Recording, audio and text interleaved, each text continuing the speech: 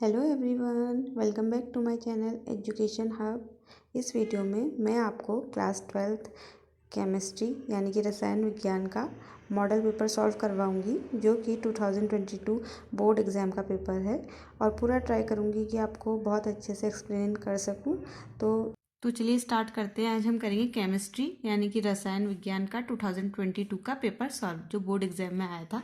उस पेपर को हम सॉल्व करते हैं और मैं पूरा ट्राई करूंगी कि आपको फुल एक्सप्लेनेशन दे सकूं। तो चलिए स्टार्ट करते हैं। निम्नलिखित में कौन कोलाइडी विलयन का निर्माण करता है? नंबर 1 है NaCl, नंबर 2 है ग्लूकोज, नंबर 3 है स्टार्च और नंबर 4 है बेरियम नाइट्रेट। तो कौन करता है? स्टार्च। इसका राइट आंसर है स्टार्च। नेक्स्ट क्वेश्चन है, अल्कोहल जल में विलय होती है क्योंकि। अब नेक्स्ट क्वेश्चन पूछ रहा है अल्कोहल जल में विलय होती है क्योंकि। इसके ऑप्शन है, इनका जल से अधिक अणुभार होता है। नंबर 2 है, ये जल के साथ हाइड्रोजन बंध बनाते हैं। नंबर 3 है, ये जल को विस्थापित कर देते हैं। नंबर 4 है, इनमें से कोई नहीं। नंबर 4 है, इनमें से कोई नहीं। नंबर 4 है, इनमें से कोई नहीं। तो देखिए इसका राइट आंसर होगा, ये जल के साथ हाइड्रोजन बंध बनाते हैं। अब कैसे? मान लीजिए अल्कोहल, अल्कोहल ले लेते हैं हम एक अल्कोहल।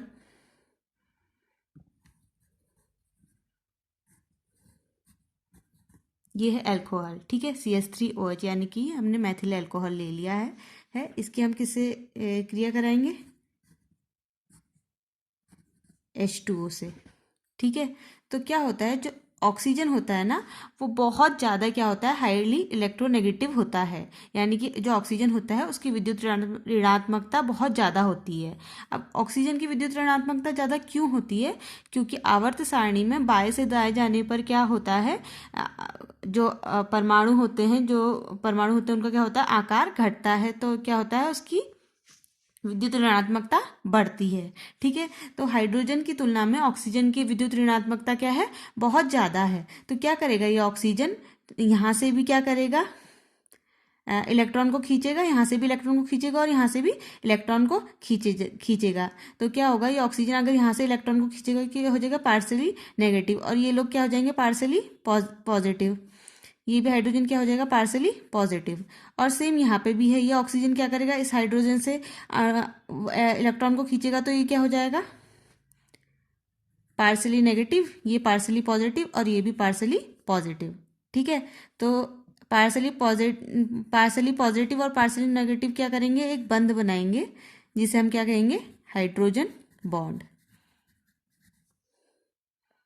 ठीक है। इतना क्लियर हुआ आप लोगों को? तो क्या होता है, जब भी अल्कोहल को जल में विलय किया जाता है तो क्या होता है, जो अल्कोहल है और जो पानी के अणु है क्या करते हैं, आपस में कौन सा बॉन्ड बनाते हैं, हाइड्रोजन बॉन्ड बनाते हैं। और क्यों बनाते हैं, मैंने आपको बता दिया। क्या होता है, जो ऑक्सीजन होता है वो क्या होता है, बहुत ही ज़्यादा हाईली इलेक्ट्रोनेगेटिव होता है, यानी कि उसकी विद्युत ऋणात्मकता क्या होती है, बहुत ज़्यादा होती है। क्यों होती है? क्योंकि आवर्त सारणी में बाएं से दाएं जाने पर क्या होता है, आकार घटता है और विद्युत ऋणात्मकता बढ़ती है, ठीक है। तो क्या करेगा, ऑक्सीजन आपको वैसे ही पता है कि ऑक्सीजन का कितना होता है, 16 होता है।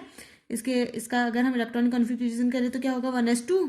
इलेक्ट्रॉनिक विन्यास करें तो क्या होगा, 1s2, 2s2, 2p6, 3s2, 3p4। यानी कि इसको क्या चाहिए होंगे, 2 इलेक्ट्रॉन चाहिए होते हैं अपने कक्षा को पूर्ण करने के लिए। तो ये हाईली इलेक्ट्रोनेगेटिव होता है, क्या करता है, एक इलेक्ट्रॉन यहाँ से खींचेगा और एक इलेक्ट्रॉन यहाँ से खींचेगा, तो ये दोनों क्या होंगे, पार्सली पॉजिटिव हो जाएगा और ये नेगेटिव हो जाएगा। सेम यहाँ हाइड्रोजन के वो वाटर के अणुओं में भी ये क्या होगा, ये ऑक्सीजन एक हाइड्रोजन से इलेक्ट्रॉन खींचेगा, यहाँ से इलेक्ट्रॉन खींचेगा, ये पॉजिटिव हो जाएंगे और ये नेगेटिव हो जाएंगे। फिर ये आपस में भी क्या करेंगे, पॉजिटिव और नेगेटिव एक दूसरे को अट्रैक्ट करेंगे और क्या बनाएंगे, हाइड्रोजन बॉन्ड बनाएंगे। इतना क्लियर हुआ? नेक्स्ट हमारे पास क्वेश्चन है, K4FeCN6 यौगिक में केंद्रीय परमाणु Fe की उप सह संयोजन संख्या क्या है? अब इसमें बताना है उप सह संयोजन संख्या क्या है। ऑप्शन ए है 4, ऑप्शन बी है 10, ऑप्शन सी है 6 और ऑप्शन डी है इनमें से कोई नहीं। तो क्या होता है, जो ये हमें परमाणु दिया है, इसमें जो CN होता है उसे हम क्या बोलते हैं, लिगैंड। और जो Fe है इसे हम बोलते हैं सेंट्रल एटम, यानी कि केंद्रीय धातु। केंद्रीय धातु, और जो ये CN होता है इसे हम क्या बोलते हैं, लिगेंड। अब उपसह संयोजन संख्या क्या होती है? उपसह संयोजन संख्या वह संख्या है जिससे उपसह संयोजन संख्या वह संख्या है जो केंद्रीय धातु से जितने भी लिगेंड जुड़े हों उसे क्या कहते हैं, उपसह संयोजन संख्या कहते हैं। उपसह संयोजन संख्या क्या है? केंद्रीय धातु से जितने भी लिगेंड जुड़े होते हैं उसे हम क्या कहते हैं, उपसह संयोजन संख्या। अब आपको पता है केंद्रीय धातु कौन है, Fe, और लिगेंड क्या है, CN, यानी कि केंद्रीय धातु से कितने लिगेंड जुड़े हैं, 6, तो इसका आंसर क्या होगा, 6। क्लियर है? नेक्स्ट क्वेश्चन है आपका नंबर 4 जो ऑप्शनल आया है। फॉर्मेलिन क्या है? फॉर्मेलिन क्या है? 40% फॉर्मेल्डिहाइड विलयन या 30% फॉर्मेल्डिहाइड विलयन? ऑप्शन सी है 40% एसिटाल्डिहाइड विलयन, ऑप्शन डी है इनमें से कोई नहीं। तो फॉर्मेलिन क्या है? 40% फॉर्मेल्डिहाइड। किन्हीं दो प्रोटीन के नाम लिखिए, ठीक है, किन्हीं दो प्रोटीन के नाम लिखिए, ठीक है। तो इसका आंसर है एक कैरेटीन, एक है मायोसिन, एक है कोलेजन और एक है गॉसिपिन, ठीक है। 4 मैंने आपको बता दिए, 2 ही प्रोटीन के नाम पूछा है, तो कौन सा है, केराटिन, मायोसिन, कोलेजन और गॉसिपिन। अब नेक्स्ट क्वेश्चन है, संक्रमण तत्व कण एंथैल्पी में उच्चतम मान क्यों दर्शाते हैं?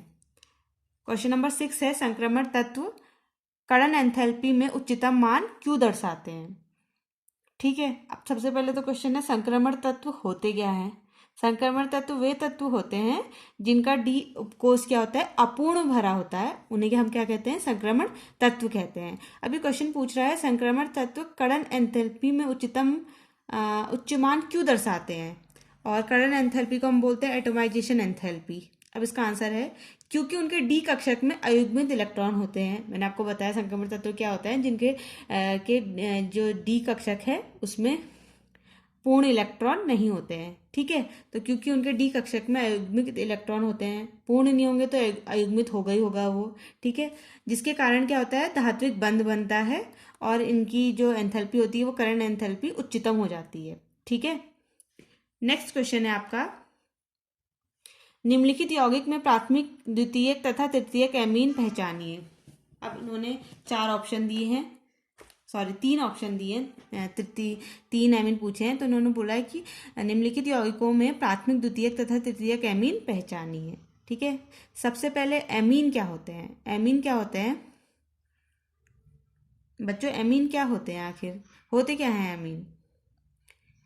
एमीन वो होते हैं वे कार्बनिक यौगिक जिससे क्या होता है, NH2 ग्रुप जुड़ा होता है, उन्हें हम क्या बोलते हैं, एमीन कहते हैं, ठीक है। जैसे हम मान ले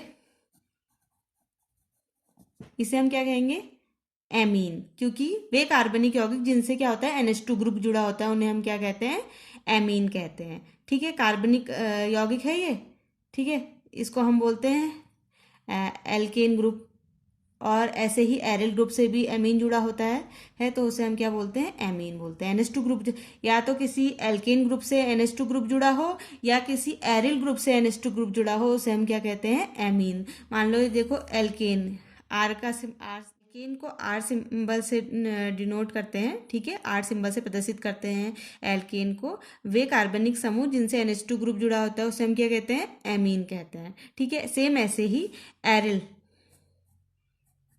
एरिल ग्रुप कौन से होते हैं, ये बेंजीन C6H6, अगर इससे क्या होगा, NH2 ग्रुप जुड़ा होगा, उन्हें हम क्या कहेंगे, एरिल एमीन, सॉरी इसको एनिलीन बोला जाता है, एरिल एमीन भी कह सकते हैं, वैसे ही इसका नेम होता है एनिलीन, ठीक है। तो अब इन्होंने बोला है निम्नलिखित यौगिकों में प्राथमिक, द्वितीयक एवं तृतीयक एमीन पहचानिए, ठीक है बच्चों, इतना क्लियर हुआ। एमीन क्या है, वे कार्बनिक यौगिक जिनसे एमीन समूह जुड़ा होता है उन्हें हम क्या कहते हैं, एमीन कहते हैं। जैसे कि एग्जांपल मैंने आपको दिया CH3NH2, इसे हम बोलते हैं मेथिल एमीन। कार्बनिक यौगिक, ये एक कार्बनिक यौगिक है, इससे एमीन जुड़ा है, इसलिए इनको क्या कहता है, एमीन। और वैसे ही मैंने आपको बताया एरिल एमीन क्या है, ये कार्बनिक यौगिक है, C6H6 इसका फॉर्मूला होता है, और इससे क्या जुड़ा है, एक एमीन जुड़ा है NH2, तो इससे क्या बोल देंगे, एनिलीन। अब बात आती है कि प्राथमिक, द्वितीयक तथा तृतीयक एमीन को आप पहचानेंगे कैसे और ये बनते कैसे हैं, ठीक है। प्राथमिक एमीन क्या होता है, प्राथमिक एमीन वे एमीन होते हैं जिनसे एक एल्किल या एक एरिल ग्रुप जुड़ा होता है। अब एल्किल क्या होते हैं, यही मैथिल, एथिल, प्रोपेन, ये क्या कहलाते हैं, एल्किल समूह कहलाते हैं। और एरिल क्या होते हैं, C6H6, ये बेंजीन, ठीक है। तो प्राथमिक एमीन क्या होता है, ऐसे एमीन जिनसे एक एल्किल या एक एरिल ग्रुप जुड़ा होता है उन्हें हम प्राथमिक एमीन कहते हैं। अब प्राथमिक एमीन बनता कैसे है? जब एल्किल हैलाइड आर को हम डिनोट करते हैं एल्किल समूह से, ठीक है, एक एल्किल हैलाइड, और एक्स को किससे करते हैं? एक्स को डिनोट करते हैं हैलाइड से। एक एल्किल हैलाइड की जब हम रिएक्शन अमोनिया से कराते हैं तो क्या होता है, जो अमोनिया का H होता है वो हैलाइड को लेकर रिप्लेस हो जाता है। ये क्या बना देता है? HX। तो अब क्या बचा? RNH2। अगर हम इसको एक इक्वेशन के फॉर्म में लिखें तो R क्या है? एल्किल समूह है, कुछ भी लिख सकते हैं हम, CH3 भी लिख सकते हैं, C2H5 भी लिख सकते हैं। हमने लिख लिया CH3Cl प्लस अमोनिया से रिएक्शन कराई तो क्या बना? CH3NH2 प्लस HCl बाहर निकल गया। ठीक है, इतना क्लियर हुआ? तो ये क्या बना है हमारा? प्राथमिक एमीन। इससे क्या जुड़ा है? एक एल्किल ग्रुप जुड़ा है। अब यहाँ पे देखो, फर्स्ट ऑप्शन में क्या है? C2H5, यानी कि एक एल्किल ग्रुप दिया है, और यहाँ पे N अमोनिया समूह है, फिर C2H5 दो एल्किल ग्रुप, और यहाँ पे क्या है? CH2 CH3 यानी कि 3 एल्किल ग्रुप। ये प्राथमिक एमीन नहीं है। यहाँ पे क्या है? CH3 एक एल्किल ग्रुप, फिर NH, ठीक है, एमीन समूह, फिर CH2 CH3। इसमें क्या जुड़े हैं? दो अमोनिया जुड़े हैं, सॉरी, दो एल्किल ग्रुप जुड़े हैं, तो ये भी प्राथमिक एमीन नहीं है। अब थर्ड हम देखते हैं, इसमें क्या है? CH3, ये CH2 होगा, CH3 CH2 और NH2। अब ये प्राथमिक एमीन होगा या नहीं होगा? अगर हम इसको ये तोड़ के लिखा है इन्होंने, CH3 CH2 NH2। अब आप लोग ये मत सोचना कि नहीं ये तो दो हो गया, एक एल्किल ग्रुप ये है, एक एल्किल ग्रुप ये है। नहीं, मैंने क्या बोला? एल्किल ग्रुप क्या होता है? एथिल, मैथिल और प्रोपेन। एथिल क्या होता है? C2H5। मैथिल क्या होता है? CH3। और प्रोपेन क्या होता है? CH3 CH2 CH3। ठीक है, 3। बट अब इसको दो नहीं बोलेंगे, तोड़ के लिखा है तो ये वैसे है क्या? C2H5NH2।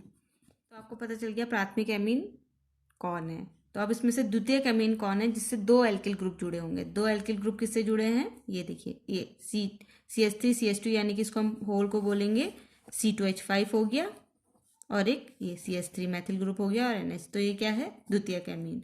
और ये क्या है? तृतीयक amine. C2H5 C2H5 C2H5, 3 alkyl group जुड़े हैं। तो इतना क्लियर हुआ? अब आप बिल्कुल पहचान लोगे प्राथमिक, द्वितीयक और तृतीयक एमीन। एमीन क्या होते हैं? वे कार्बनिक यौगिक जिनसे क्या होता है? एमीन समूह जुड़ा होता है, यानी कि NH2 समूह जुड़ा होता है, उन्हें हम एमीन कहते हैं। ये 3 प्रकार के होते हैं, प्राथमिक, द्वितीयक तथा तृतीयक। प्राथमिक एमीन क्या होते हैं? प्राथमिक एमीन वे एमीन होते हैं जिनसे एक एल्किल या एक एरिल ग्रुप जुड़ा होता है, उन्हें हम प्राथमिक एमीन कहते हैं।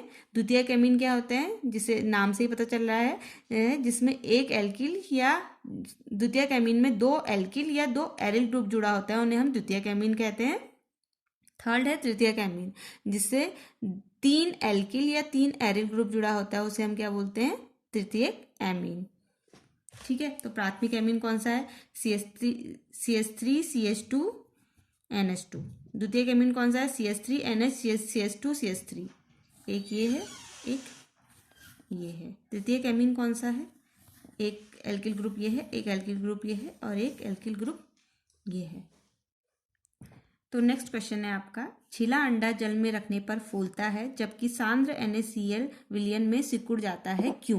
क्यों सिकुड़? छिलावा अंडा अगर हम जल में रखते हैं तो फूलता है, और सांद्र NaCl विलयन में सिकुड़ जाता है। आंसर है, देखते हैं। अगर हम उबले हुए अंडे को या छिले हुए अंडे को जल में रखेंगे तो क्या होगा? यह अंडा अंतःप्रसारण प्रदर्शित करेगा और वह फूल जाएगा। ठीक है, जब हम अंडे को क्या करेंगे? जल में रहेंगे तो अंडा क्या करेगा? अंतःप्रसारण प्रदर्शित करेगा, और जो उसकी कोशिकाओं या ऊतक के द्वारा क्या करेगा? जल को अपने अंदर भर लेगा, जल को अपनी ओर खींच लेगा, तो क्या करेगा? वो फूल जाएगा। अगर हम उसे सांद्र NaCl में रखते हैं तो क्या होता है? जो अंडा होता है वो क्या करता है? बाह्य प्रसारण प्रदर्शित करता है, और जो भी ऊतक या कोशिकाओं से जो भी जल उसने अंदर सोखा था वो क्या करता है? उसको निष्कासित कर देता है, बाहर निकाल देता है, जिससे वो क्या होता है? सिकुड़ जाता है। ठीक है, इतना क्लियर हुआ? नेक्स्ट क्वेश्चन है आपका, हेलो एल्केन जो होते हैं, हेलो एल्केन यानी कि हेलो यानी कि हेलोजन, और एल्केन यानी कि RX। R मतलब एल्केन, एक्स मतलब हैलोजन। हेलो एल्केन नाभिक रागी प्रतिस्थापन प्रदर्शित करते हैं, जबकि हेलो एरीन यानी कि हेलो एरीन क्या होगा, बेंजीन रिंग के ऊपर एक्स, जबकि हेलो एरीन जो होते हैं इलेक्ट्रॉन रागी प्रतिस्थापन प्रदर्शित करते हैं। क्यों?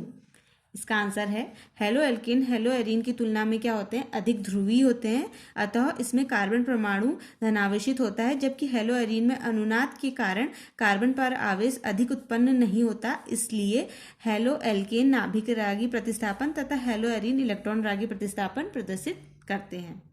नेक्स्ट क्वेश्चन है, सिल्वर परमाणु की मूल अवस्था में पूर्ण भरित डी कक्षक 4d10 है, आप कैसे कह सकते हैं कि यह एक संक्रमण तत्व है? ठीक है, आपसे नेक्स्ट क्वेश्चन उन्होंने पूछा है सिल्वर परमाणु यानी कि Ag की मूल अवस्था, जो उसकी मूल अवस्था है उसमें क्या है, डी कक्षक में 4d10 पूरे इलेक्ट्रॉन भरे हैं, आप कैसे कह सकते हैं कि यह एक संक्रमण तत्व है? अब मैंने आपको थोड़ी देर पहले बताया था कि संक्रमण तत्व क्या होता है। संक्रमण तत्व वे तत्व हैं जिनका जो डी कक्षक है, डी कक्षक में जो इलेक्ट्रॉन होते हैं वो पूर्ण भरे नहीं होते हैं, यानी कि डी कक्षक जो इलेक्ट्रॉन होते हैं वो पूर्ण रूप से भरे नहीं होते हैं। अब ये बोल रहा है सिल्वर में तो डी कक्षक में पूरे इलेक्ट्रॉन है 10, 4d में कितने इलेक्ट्रॉन आते हैं, 10 आते हैं और 10 के 10 भरे हैं, फिर भी आप इसे संक्रमण तत्व क्यों कह सकते हैं? मतलब संक्रमण तत्व कहते हैं आखिर क्यों?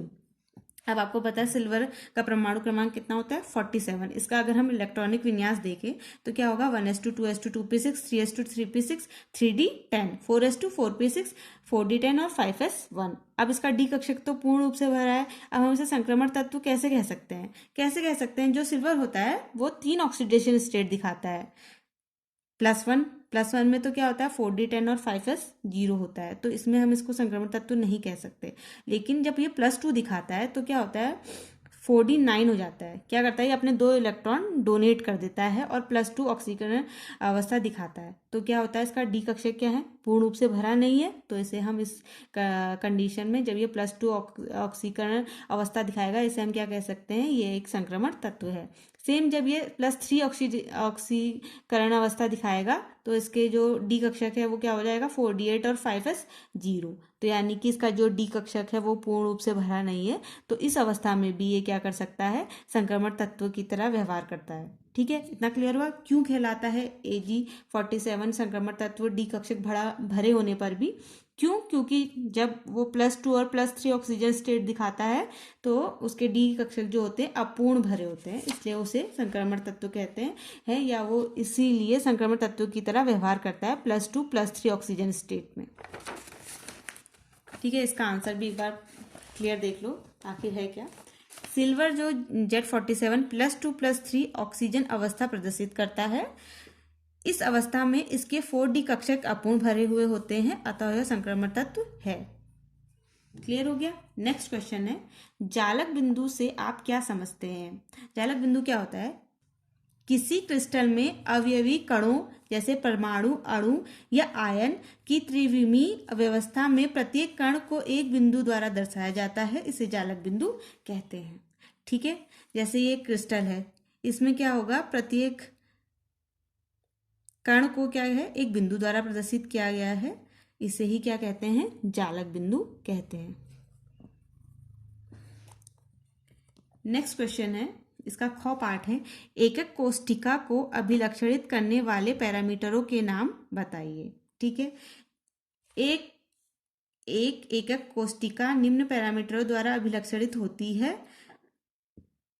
नंबर 1, उनके 3 किनारों की विमाएं ए, बी तथा सी के द्वारा, और नंबर 2, किनारों के मध्य स्थित 3 कोण अल्फा, बीटा, गामा द्वारा अभिलक्षणित होती है। यानी कि एकक कोष्ठिका के कितने पैरामीटर हैं, 6, ए, बी, सी, अल्फा, बीटा, गामा। ठीक है, इतना क्लियर हुआ। नेक्स्ट है, साटकी दोष और फ्रेंकल दोष को समझाइए। साटकी दोष क्या होता है, क्रिस्टल जालक बिंदुओं में क्रमिक व्यवस्था होती है, कभी कभी बिंदुओं पर घटक कण अनुपस्थित हो जाते हैं जिससे रिक्ति बन जाती है, इसे होल अथवा छिद्र कहते हैं। यह दोष आयनिक क्रिस्टलों में पाया जाता है, फॉर एग्जांपल NaCl, KCl और KBr। ठीक है, क्या होता है साटकी दोष, क्या होता है, जो एक क्रिस्टल जालक होता है उसमें क्या होता है, कभी कभी जो होता है घटक कण अनुपस्थित हो जाते हैं, जिससे क्या होता है एक होल, रिक्तिका या छिद्र टाइप का बन जाता है।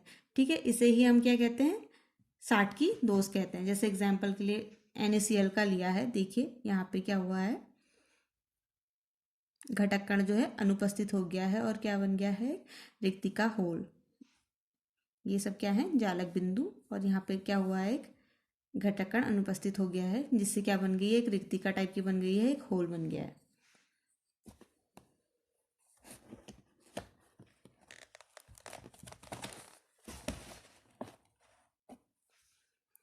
नेक्स्ट क्वेश्चन है फ्रैंकल दोष। फ्रैंकल दोष क्या होता है, साटकी दोष और फ्रैंकल दोष पूछा था।